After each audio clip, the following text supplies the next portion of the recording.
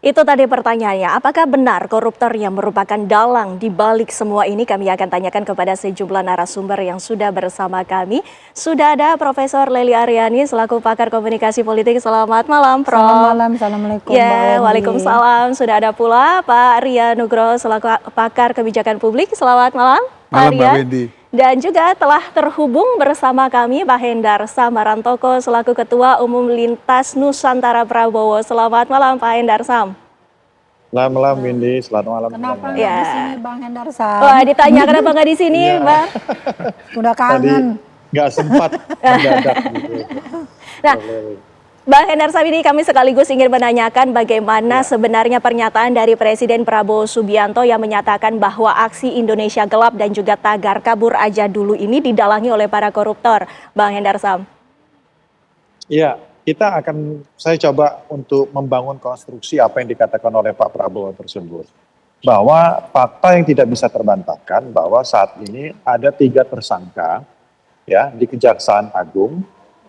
Berdasarkan hasil pengembangan, ketiga orang ini adalah salah satunya Marcella Santoso ini terkait dengan masalah obstruction of justice. Dia adalah salah satu dari beberapa dia lawyer dari beberapa kasus-kasus besar yang sedang ditangani oleh Kejaksaan Agung. Nah, kemudian hal ini berkembang bahwa kemudian ternyata di dalamnya ada keterlibatan dia dengan beberapa orang yang lain, bukan hanya dia sendiri, ya, untuk melakukan suatu perlawanan di luar, ya, dengan memojokkan Kejaksaan Agung, ya, yang sedang melakukan perkara ini, menjalankan perkara ini, melakukan penyidikan, kemudian juga berusaha mendegradasi pemerintah Prabowo, ya, dan itu diakui sendiri oleh Marcella Santoso, walaupun kemudian ya akhirnya itu dibantah oleh dia. Tapi bantahan dia itu juga tidak bisa dijadikan dasar karena apa? Ada 2 tersangka lain, ya. Jadi yang sudah ditetapkan sebagai tersangka bersama-sama dengan Marcella Santoso untuk menggalang kekuatan di luar menggunakan buzzer, menggunakan media-media mainstream, ya, baik media TV malah, media TV salah satu media TV, ya kan, untuk melakukan hal tersebut. Nah, kemudian secara logika, ya kan, kalau kita lihat, saya membangun konstruksi hukum logikanya bahwa ketika koruptor melakukan fight back terkait dengan hal tersebut, ada logical fallacy yang ingin dibangun bahwa ketika pemberantasan korupsi itu dilakukan, ya kan, kemudian dibangun tesis bahwa ini Indonesia tidak sedang baik-baik saja, dan oleh karena itu timbul pesimisme. Dan oleh karena itu kita harus kabur aja dulu. Nah, itu tesis yang dibangun dan itu berpengaruh, ya, di media sosial kita ketahui sama-sama. Nah, di media Sedangkan sosial kalau kita ini pun Bang Hendar Sam kita ketahui sudah banyak beredar. Namun kami juga ingin menekankan kembali Prof. Lely, kita ketahui bahwa seorang presiden sudah menuturkan ataupun berucap, ini tentunya datanya tidak sembarangan. Prof. Lely. Ya, pertama kebetulan ya, tema tentang Indonesia Gelap ini sudah kita bahas di acaranya Bang Karni Ilyas. Waktu itu bahkan Bang Karni mengundang 2 pelaku utamanya, yaitu yang Ketua BEM ITB sama dari Universitas Brawijaya. Kita sebelumnya ngobrol sama Bang Karni, diobrol sebuah hal yang berkaitan dengan, karena mereka BEM, mereka punya positioning. Jadi ya, untuk bisa mewakili kelompoknya. Nah, tapi kalau yang dibicarakan oleh Pak Prabowo mungkin ada yang menyisip di kelompok mereka itu. Kalau untuk 2 mahasiswa itu yang kemarin kebetulan di wisuda terbaik juga dia di ITB S2-nya ya. Saya tahu gitu jalan pikirannya. Karena kita mendengar menyimak dengan tekun bersama Bang Karni Ilyas dan yang lain-lainnya termasuk dari Gerindra gitu. Dan mereka welcome terhadap pikiran-pikiran mahasiswa yang murni tadi. Namun dalam politik itu kan dipenuhi dengan prejudice, prasangka politik. Jadi prasangka itu bisa muncul dari kedua belah pihak, baik dari pihak Prabowo, Pak Prabowo, saya nggak boleh nyebutnya Prabowo saja sebab beliau kan presiden kita ya, dari kelompoknya yang kemudian menyatakan atau membisikkan lah sesuatu kepada Pak, ini mereka didanai loh ini. Nah, menurut saya Pak Prabowo pasti adalah presiden yang hebat gitu kan, yang dalam setiap narasinya kita mendengar begitu besar perhatiannya pada kepentingan rakyat. Tapi ada banyak catatan penting kemarin. Saya benar-benar menyimak nih setiap kali Pak Prabowo pidato, menyemangati rakyat. Jangan khawatir, saya ada bersama Anda. Saya tidak tega melihat ada usia 73 tahun masih narik beca barangkali ya. Semua itu kan yang lagi ditunggu rakyat nih sebenarnya. Jadi mungkin tentang Indonesia gelap sebenarnya udah ditutup nih oleh adik-adik kita mahasiswa itu. Nah, kalau kemudian ini dibuka lagi oleh Pak Prabowo, saya bukan menyalahkan Pak Prabowo, saya menyalahkan mereka-mereka yang ada di sekelilingnya. Kemudian, Pak nanti buka lagi ya tema ini dan sebagainya. Jadi memang dalam komunikasi politik itu intinya bukan penyampaian pesan, tapi pertukaran pesan. Nah, karena dia pertukaran, dia ada imbal baliknya namanya ya. Imbal balik itulah yang sebenarnya kita tunggu. Kita ingin mendengar Pak Prabowo marah kepada para koruptor, lalu ada rakusisme kalau saya bilangin yang disampaikan oleh Pak Prabowo itu sebenarnya rakusisme. Ini sebenarnya ditujukan pada serakah. Iya, serakah itu rakus lah. Serakaisme kalau menurut saya bisa rakusisme. Itu ditujukan bukan hanya kepada mereka-mereka para koruptor loh. Pada mereka juga yang ada di lingkungan Pak Prabowo sebagai bahan introspeksi diri. Misal nih contoh, para wamen nih yang dapat jabatan sebagai komisaris. Pak Prabowo menekankan, saya tidak suka korupsi, saya benci pada mereka yang memanfaatkan uang negara. Ingat loh, wamen itu nggak boleh jadi komisaris. Jadi apapun penghasilan yang mereka terima dari wamen dan sekaligus itu adalah uang negara, bentuknya adalah korupsi. Nah ini itu yang artinya, seharusnya dibunyikan juga oleh teman-teman yang berada di sekeliling Pak Prabowo supaya Pak Prabowo makin hebat gitu loh. Nah, menjawab tadi dari pernyataan Prof. Lely ini, Pak Rian, kami ingin mengetahui bagaimana pendapat Anda. Ini artinya kan yang bisa kami ambil kesimpulan bahwa sebenarnya Pak Prabowo itu tidak anti kritik, tapi ingin mengingatkan kembali bahwa ada orang-orang yang mencoba memanfaatkan situasi. Begitu menurut Anda? Yusuf tadi ya. Begini ya, saya pakat dengan Prof. Lely. Saya kira kalau Pak Presiden itu menyampaikan sesuatu pasti ada fakta, ada buktinya lah kira-kira gitu ya.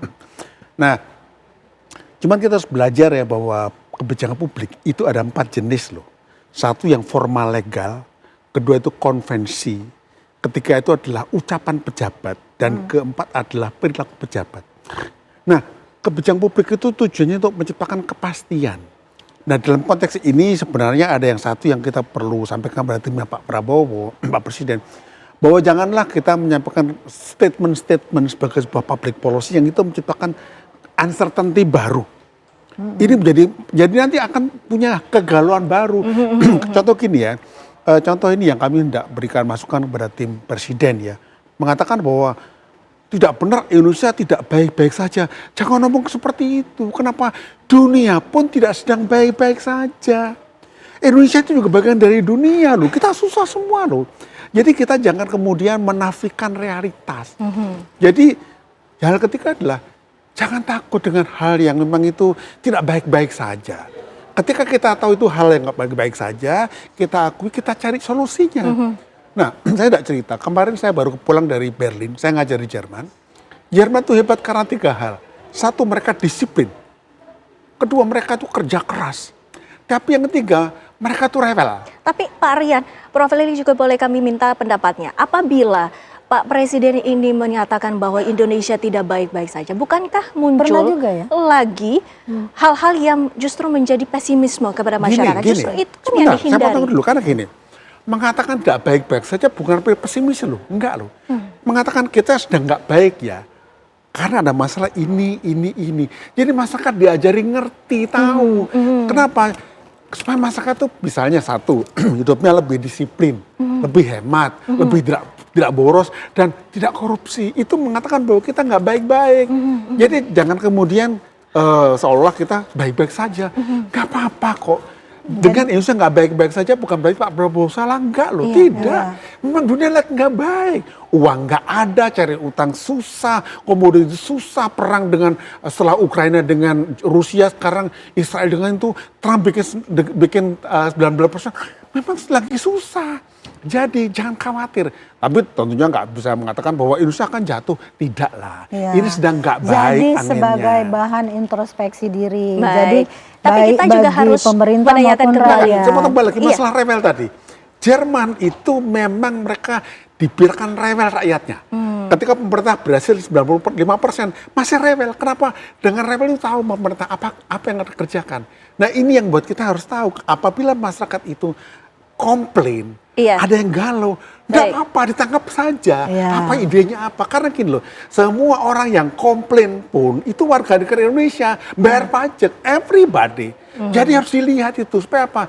Apa yang disampaikan jadi manfaat bagi presiden. Ya, kita konfirmasi juga kepada Bang Hendar Sabini, bagaimana Anda melihat ini bahwa sebenarnya pernyataan ini mungkin bisa ditanggapi apa yang menjadi pernyataan dari kedua pakar. Silakan Pak Hendar Sam. Ya, bahwa apa yang disampaikan Pak Prabowo, beliau adalah seorang negarawan, beliau juga orang pemimpin negara ini, beliau juga harus menyampaikan fakta yang terjadi sebenarnya. Bahwa memang Indonesia, saya lanjutkan apa yang saya katakan tadi ya, tadi kan terpotong. Bahwa kan logika yang benar, ya kan, adalah bahwa ketika kita melakukan pemberantasan korupsi, Indonesia sedang menuju ke arah yang baik-baik saja. Benar kan? Seperti itu. Tapi ini diubah, ya kan? Logical fallacy-nya bermain di sini. Bahwa Indonesia nggak baik-baik saja, sehingga oleh karena itu kita kabur aja dulu. Nah ini kan yang nggak benar, ini yang harus diluruskan. Ketika kita melakukan pemberantasan korupsi dengan masif saat ini, itu nggak bisa dibantah. Sangat masif pemberantasan korupsi dengan apa namanya itu kerugian negara yang besar dan gila-gilaan. Artinya Indonesia akan menuju ke arah yang baik. Beliau ingin mengingatkan itu, gitu loh. Kalau enggak, ngapain kita ini? Kalau seperti cara berpikirnya seperti itu, ya udah. Kenapa kita lakukan pemberantasan korupsi? Diam-diam saja. Sehingga oleh karena itu Indonesia akan baik-baik saja. Kan enggak gitu kan bicara cara apa berkomunikasinya. Ini yang ingin beliau luruskan. Beliau ini bukan hanya sebagai kepala negara, beliau ada guru bangsa juga. Beliau harus jelaskan ini. Adik-adik ini salah. Nggak boleh seperti itu. Kita sedang menuju ke arah baik. Kita sedang berevolusi. Bukan hanya revolusi di segala bidang. Kita sedang bersuasembada, kita sedang berdikari saat ini. Kita sedang menghadapi tantangan global ke depan, ya kan? Dengan berdiri di atas kaki kita sendiri. Bagaimana peran memotong mata rantai tengkulak di bidang pangan, di bidang-bidang yang lain. Bagaimana masyarakat bisa mendapatkan akses Bang Hendar Sam, langsung. kekhawatiran tersebut tentunya butuh support dari pemerintah dan juga untuk menenangkan masyarakat. Dijawab nanti, Bang Hendar Sam, kita kembali pemirsa berbincang lagi usai jeda pariwara berikut ini. Kita lanjutkan perbincangan kami, pemirsa. Tadi kita berbicara dengan Mas Hendar Sam. Bang Hendar Sam, tadi kami juga sudah mengetahui dan juga sudah menangkap poinnya. Tapi kami ingin mengetahui pula, apakah dari pernyataan Presiden Prabowo Subianto yang menyatakan bahwa ada pihak-pihak yang ingin membuat gaduh, yaitu koruptor tersebut sudah ditindak. Singkat saja, karena di sini juga masih ada narasumber yang akan berbicara. Silakan, Bang Hendar Sam. Ya memang bahwa tagar sebenarnya koruptor fight back yang saat ini saya pribadi sedang gaungkan, bahwa itu memang benar-benar terjadi. Bahwa ini revolusi kita ini yang dilakukan oleh Pak Prabowo, terutama di salah satunya aspek di penegakan hukum ini sudah terjadi. Banyak pihak yang akan terganggu, banyak pihak yang tidak akan senang, banyak pihak yang merasa ini selama ini di zona nyaman, menikmati hasil-hasil korupsi, menikmati hasil fasilitas-fasilitas haram dari negara ini.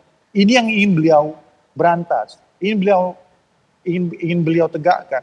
Tentunya hal ini tidak nyaman, membuat pihak-pihak tidak nyaman dengan segala instrumen yang mereka punya, dengan kekuatan dana yang mereka punya. Itu akan membuat suatu impact yang besar. Anda bayangkan saja sampai salah satu insan di media TV itu dijadikan salah satu instrumen buzzer untuk menyerang pemerintahan ini, gitu loh. Itulah yang kita khawatirkan dan juga kami ingin konfirmasi lagi, Prof. Lili. Berarti ini artinya ada yang memanfaatkan agar adanya buzzer ataupun lain sebagainya. Nah, ini ada pihak-pihak yang diuntungkan. Menurut Anda seperti apa? Dalam politik setelah reformasi itu kan istilah buzzer itu membuming. Ya. Karena apa? Mereka bisa dimanfaatkan oleh kawan maupun lawan. Nah, dinamika tentang apa pernyataan Prabowo bahwa mereka dibayar oleh para koruptor. Pertanyaan saya begini nih, yang berpotensi untuk menjadi koruptor itu adalah orang-orang yang dekat dengan kekuasaan. Dan itu terbukti sekarang toh, meskipun tidak pada saat dia berkuasa, sesudah dia berkuasa terciduk itu terbukti. Rakyat kecil saya tanya bisa nggak korupsi? Nah mungkin biaya korupsi yang didapatkan oleh mereka yang dekat dengan kekuasaan itu yang katanya disalurkan juga untuk rakyat, rakyat yang mana? Karena pasti rakyat yang berdemo itu yang murni benar-benar ingin mengkritisi pemerintah, jadi galau juga nih dengar ini. Jangan lupa Mbak Windy, kita sering bicara nih di studio tipuan yang mana aja nih terutama saya ya, bahwa sebenarnya kalau ingin membersihkan diri itu kan dari lingkungan sendiri dulu. Tadi saya sudah mengumpamakan kalau wamen merangkap istilah apapun hasilnya yang mereka dapatkan dari kedua jabatan itu kalau mereka tidak memilih maka itu adalah bentuk korupsi. Dari situ dulu Pak Prabowo bisa memulainya. Ayo bahkan mereka nih harus ngomong gini nih, Pak, kami sudah terima kasih nih, sudah dijadiin wamen, kami merasa cukup nih. Yang komisaris itu banyak anak bangsa lain yang lebih bagus dari kami, yang belum punya kesempatan, dan dia punya pengalaman di bidang tersebut. Jika kita misalnya melihat bahwa korupsi itu adalah bagi mereka yang memegang kekuasaan. lebih dekat Yang dengan lebih dekat kekuasaan. dengan kekuasaan. Kebanyakan. Pak Rian, kami juga ingin mengetahui apakah ini artinya ada manipulasi yang dilakukan? Betul sekali Prof tadi ya. Kalau nggak ada kesamaan kekuasaan gimana korupsi gitu loh. Karena korupsi itu harus punya kekuasaan. Nah, tetapi yang inti adalah justru saya ingin masukkan memberikan masukan pada tim presiden ya. Tadi Mbak saya pekan juga. Bahwa kita sepakat pemberantasan korupsi itu harus nomor satu sudah itu.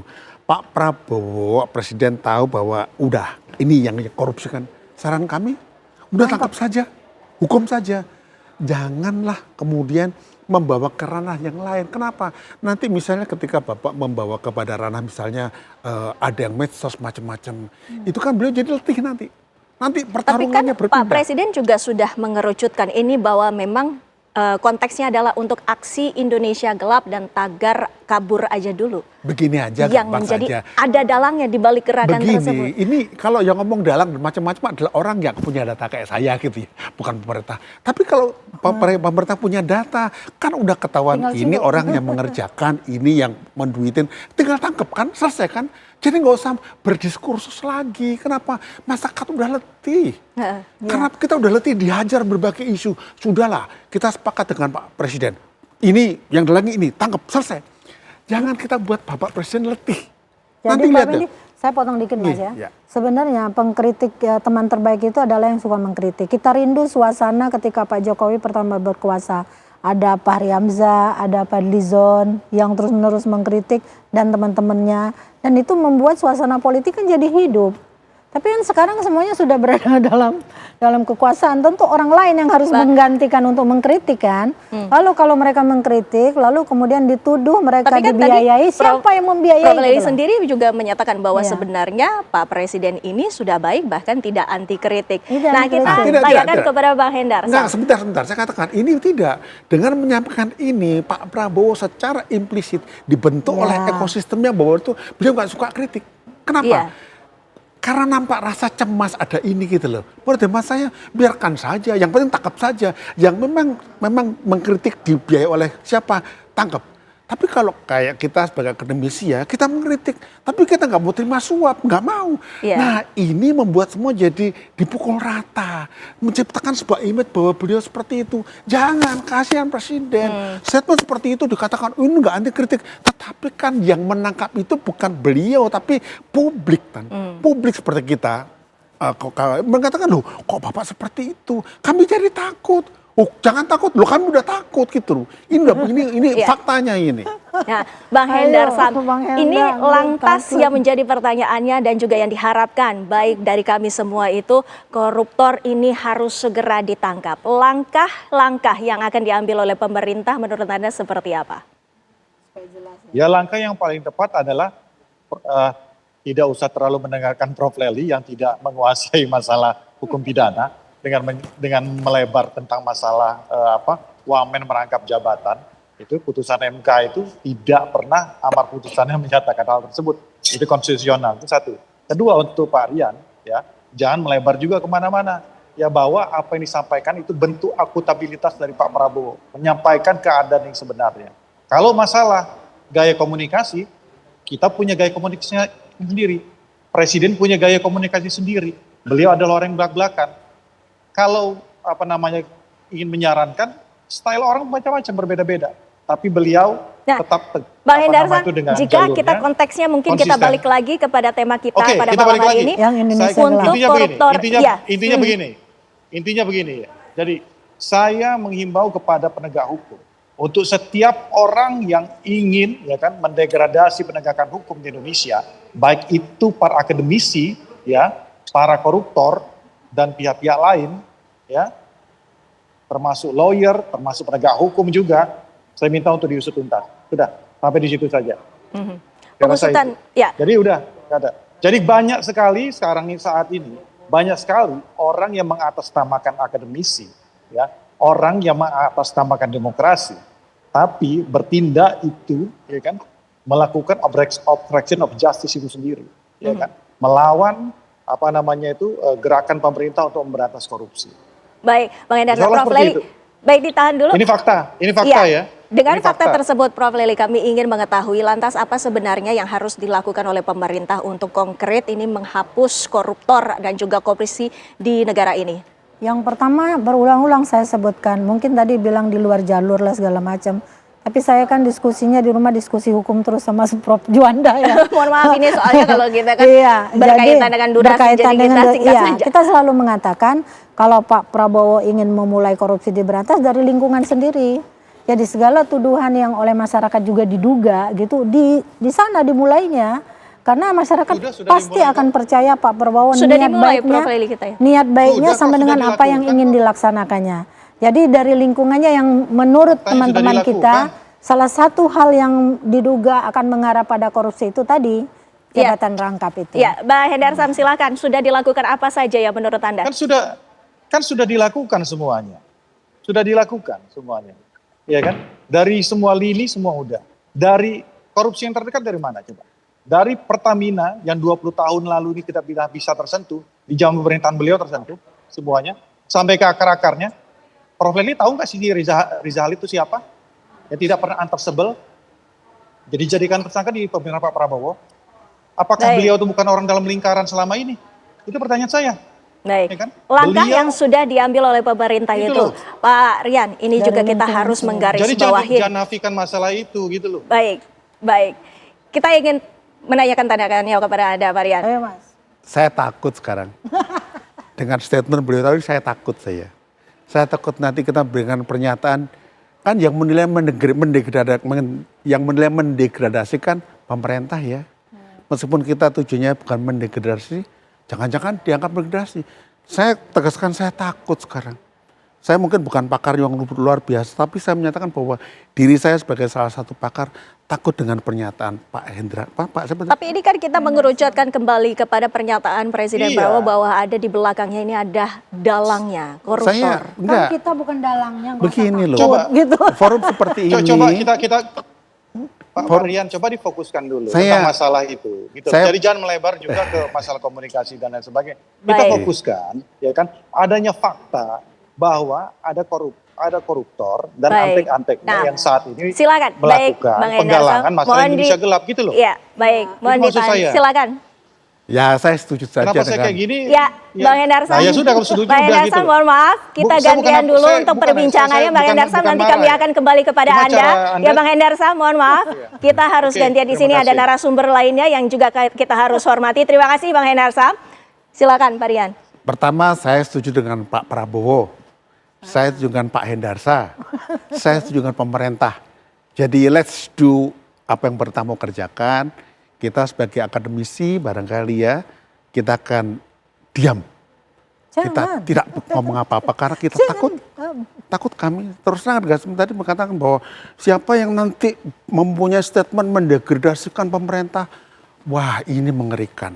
Ini pernyataan, ini bukan Tapi masalah. sesungguhnya bukan itu. Itu Intinya jadi bukan di sana. Iya, tapi dengan pernyataan beliau tadi ini sangat nyata. Beliau pejabat pemerintah. tapi kan loh. Presiden tidak bermaksud menyatakan seperti itu. Enggak, Bang Hendarsam. gini, beliau ini pejabat pemerintah loh. Beliau ini juru bicara presiden. Apa yang dikatakan beliau ini benar dan legal, sah. Jadi mulai sekarang Rian, kita saya harus boleh kita bilang harus nggak? patuh pada beliau. harus patuh, jangan sampai kita nanti mengalami problem juga. Hidup kita udah susah Mbak sebagai dosen gitu ya. Pokoknya kita manut sekarang, kita manut saja. Beliau berkenan apa ya kita ikut saja. Prof Leli silakan. Enggak begitu juga. Ditunggu Jadi- sebentar, Boleh saya Prof Leli tanggapi? silakan. Bang Endarsam dengar dulu. Saya bilang kita berdiri di sini terutama di TV One udah belasan tahun ya Bang ya. Dan kritik, sumbangan substantif ya yang konstruktif juga kita berikan kepada pemerintah. Jadi kita nggak usah takut Mas, kan kita bukan bagian dari yang mengelola kalau mereka koruptor. Lalu ini suruh anak mahasiswamu demo enggak, kita bukan bagian dari itu. Kita selalu memberi solusi terbaik untuk kepentingan bangsa dan negara. Karena kita tidak punya kepentingan apa-apa, apalagi keinginan untuk dalam kekuasaan. Jadi saya bilang tadi mulailah dari lingkungan Pak Prabowo, kata Bang Endarsam sudah dilakukan. Tapi kan masyarakat tahu nih ada sesuatu yang menurut Masih masyarakat ada masih banyak lagi. ada lagi Nah, di Bang dekatnya Endarsam, semua. nanti kita akan tanyakan usai jeda pariwara berikut ini. Bang Endarsam, apa selanjutnya untuk masih ada nih korupsi yang terjadi? Langkah-langkah yang sedianya diambil oleh pemerintah dan juga untuk pencegahan ke depannya. Sesaat lagi pemirsa kami akan kembali. Selamat malam Bapak-Bapak, saya Marcella Santoso.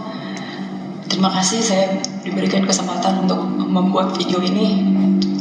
Saya ingin menyampaikan dari hati saya yang paling dalam terkait dengan perkara pasal 21, kasus timah, kasus CPO, dan kasus gula, bahwa saya menyadari di dalam proses penanganan perkara ini terdapat postingan yang sebenarnya sama sekali tidak terkait dengan perkara yang ditangani. Antara lain terkait dengan isu kehidupan pribadi Bapak Jaksa Agung, isu Pak Jampitsus, isu Bapak Dirdik, dan bahkan terdapat juga isu pemerintahan Bapak Presiden Prabowo seperti petisi RUU TNI dan juga Indonesia Gelap. Bahwa saya sangat menyesali dan sangat menyadari bahwa apapun dan bagaimanapun ceritanya, baik itu kelalaian saya tidak mengecek ulang isi konten, ataupun kelalaian dan luputnya saya mengecek dan meneliti kembali dan fokus terhadap apa yang disampaikan, saya menyadari bahwa konten-konten tersebut memberikan rasa sakit bagi pihak-pihak yang terkait dan terdampak. Untuk itu dari hati yang paling dalam saya sampaikan penyesalan, dan saya meminta maaf kepada bapak-bapak dan mungkin pihak lain yang terkait dan terdampak.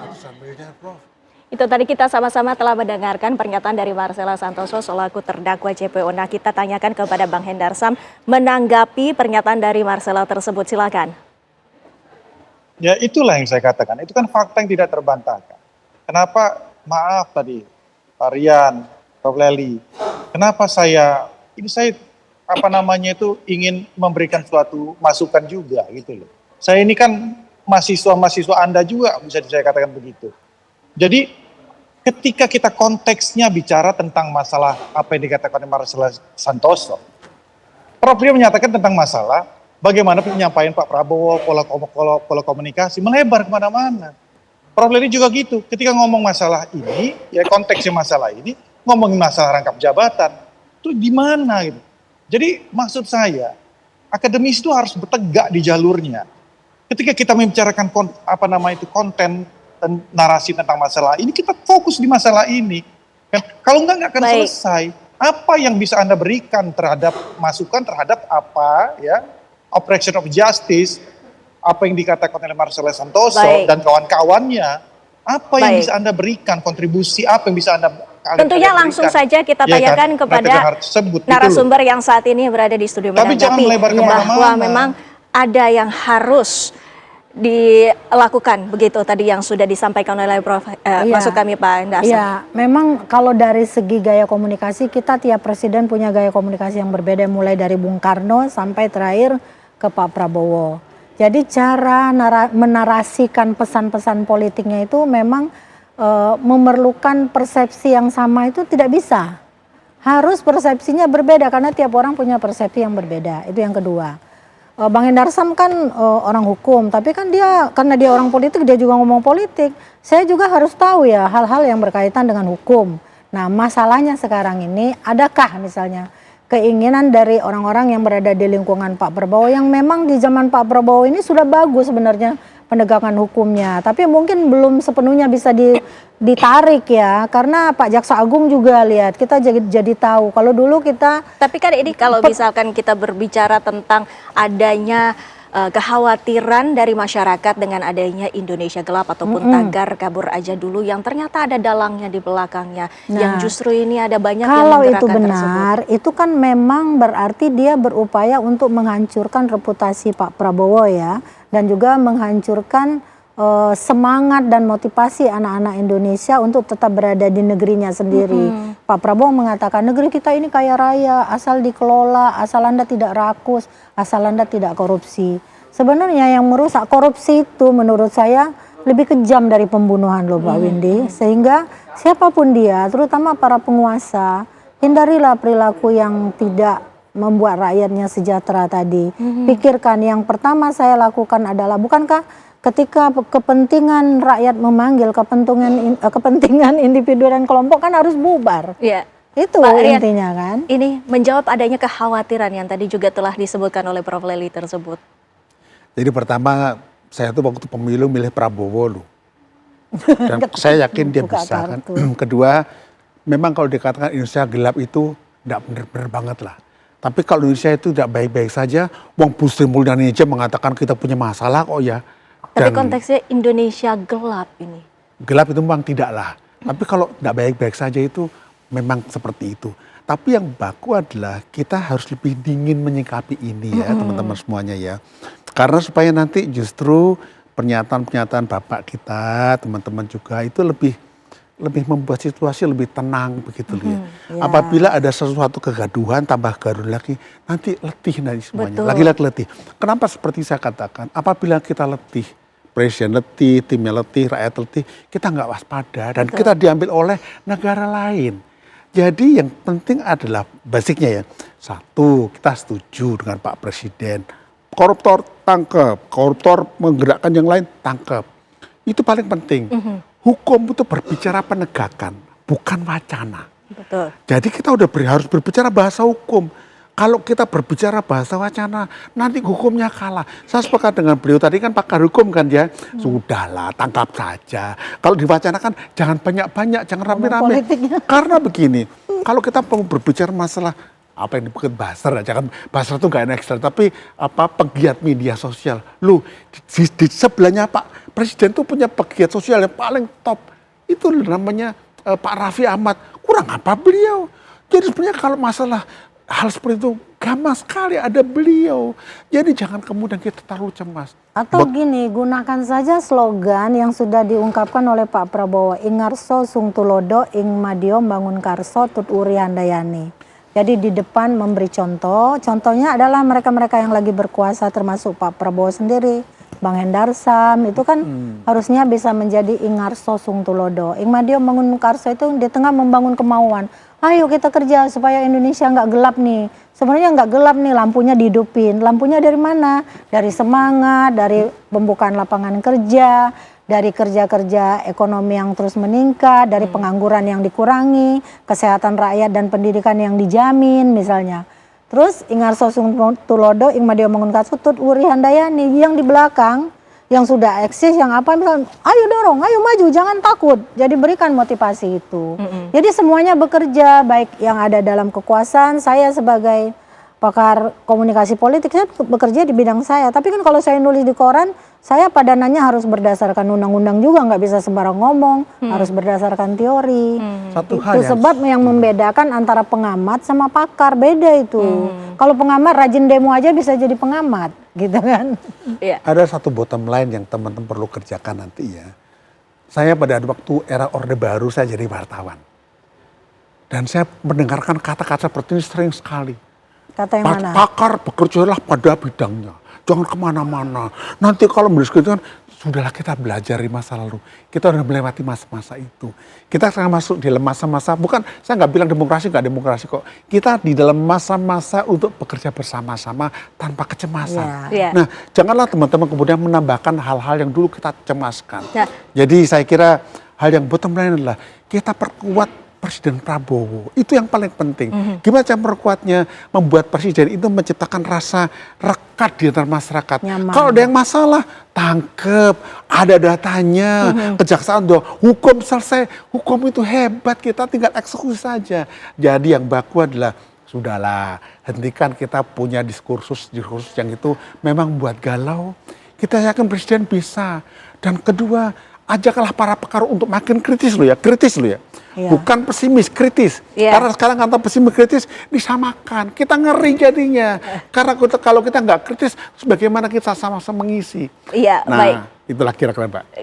Kita tanyakan lagi kepada Bang Hendar Sam, bahwa tadi catatan yang saya tangkap dari Parian bahwa kita semua harus sama-sama kita rekatkan kebersamaan dan juga motivasi. Nah, motivasi sendiri yang harus diambil dari pemerintah ini seperti apa? Jadi apa yang dikatakan, nah kan kalau setelah saya kasih masukan kan tone-nya agak apa namanya itu masuk ke konteksnya lah. Gitu. Saya sepakat dengan itu. Jadi saya juga mengingatkan kepada teman apa namanya itu guru-guru saya ini, para akademisi ini juga, kita jangan out of context, jangan menggiring opini ya yang di luar konteks. Ketika kita berbicara tentang masalah ini, ya kita konteksnya pas masalah ini. Jadi saya itu saja sebenarnya, nggak banyak-banyak lagi saya sampaikan. Kita dukung apa yang dikatakan oleh Pak Prabowo. Apa yang beliau sampaikan, gaya komunikasi beliau ingin mencerdaskan bahwa bangsa ini sedang baik-baik saja. Ya kan? Bahwa bangsa ini menuju ke arah yang jauh lebih baik. Dan oleh karena itu, kita kembali ke konteksnya. Ketika beliau sampaikan ini temanya masalahnya, kita fokus bersama tadi. Kalau kita bicara konteksnya bahwa konteks masalah ini, kemudian kita cari-cari lagi kekurangan-kekurangan atau progres yang belum terlaksanakan, ya ini namanya nggak mencerdaskan, gitu loh. Itu yang saya maksudkan, gitu loh. Baik. Ya, jadi out of context, jadi nggak konstruktif, itu yang saya katakan. Ya, Dari saya baik. sekian, karena saya ada satu ini lagi. Udah, terima kasih Prof. Leli. Baik, Ya. baik. Ya, Prof. Pak Rian, makasih. Baik, Ya. Bang Hendar Sam. Prof. Baik, Leli, baik, baik. ini bagaimana caranya agar masyarakat ini tumbuh optimisme di tengah kendala yang tidak hanya dirasakan oleh Indonesia, tapi juga ini merupakan masalah global? Ya, motivasi yang ada di diri masyarakat itu sebenarnya bisa dipancing. Reaksi positif atau negatif terhadap tindakan yang dilakukan oleh pemerintah. Jadi menurut saya mereka yang berada di lingkungan Pak Prabowo pun harus berani memberitahu lah. Mungkin gimana ya, bukan memerintahkan Pak Presiden lah. Pak, yang ini nanti bisa menimbulkan sesuatu di tengah masyarakat. Mungkin narasinya perlu dirubah. Pak Prabowo seringnya kan spontan nih ngomongnya. Nah, tapi maksudnya ingin memacu semangat. Tapi kan persepsinya beda-beda nih. Nah, saya tidak menurunkan atau menaikkan tuntun saya dari awal sampai akhir sama. Nah, karena apa? Karena saya juga harus ngerti hukum, politik juga, orang politik itu politisi bicara politik, politik bicara hukum. Semuanya antara politik dan hukum itu tidak bisa dipisahkan. Jadi, masyarakat juga mungkin bisa melihat nih, Anda membutuhkan seperti apa nih yang ingin Anda. Oh, buka lapangan kerja lebih banyak. Kami nggak percaya dengan informasi misalnya dari siapa. Pak Prabowo tolong dengar kami butuh. Jadi rakyat ini punya saluran. Ya. Salurannya kemana? Wakil rakyat. Wakil rakyat udah sibuk masing-masing bicara kekuasaan. Ya, Kemana itu juga dong? yang selalu menjadi PR yang kita harapkan ke depannya Ya, juga saya ini harap bisa media diperbaiki. TV One ya, terutama Ya. bisa menghadirkan narasumber yang bisa bersuara tapi tidak provokatif. Iya, Nah, kita seperti berharap itu. juga ini ke depannya juga akan lebih baik lagi untuk Iya. secara keseluruhan. Iya. Pak Rian, kita ketahui tadi sudah jelas poinnya. Kalau ada koruptor, tangkap. Jangan tangkap aja, hukum. Oh, hukum. Berat-beratnya begitu loh. Dan tapi ini satu hal yang dari pengalaman kita, pembelajaran kita hari ini ya. Nomor satu, ada satu hal yang saya pribadi sebagai, saya bukan pengamat. Pengamat tuh berarti ngeliat bola tapi nggak bisa main bola. Kita kan dosen ya. Dan saya juga praktisi. Nomor satu, kita melihat bahwa model komunikasi presiden sekarang ini dibantu sama teman-teman deh. Karena ini secara implisit menampakkan perlunya ditambahkan rasa percaya diri. Dengan mengatakan seperti itu, nampaknya ada yang hilang itunya. Jadi kan kita sayang. Kedua, harus lebih rileks. Orang boleh mengatakan stylenya beda-beda, iya. Tapi ketika bukan santai loh, rileks itu artinya dengan tahu mengatasi, memilih kata, diksi, bahkan gesture. Dengan demikian kita nggak usah terlalu dibuat-buat, tetap style seperti Pak Prabowo seperti itu.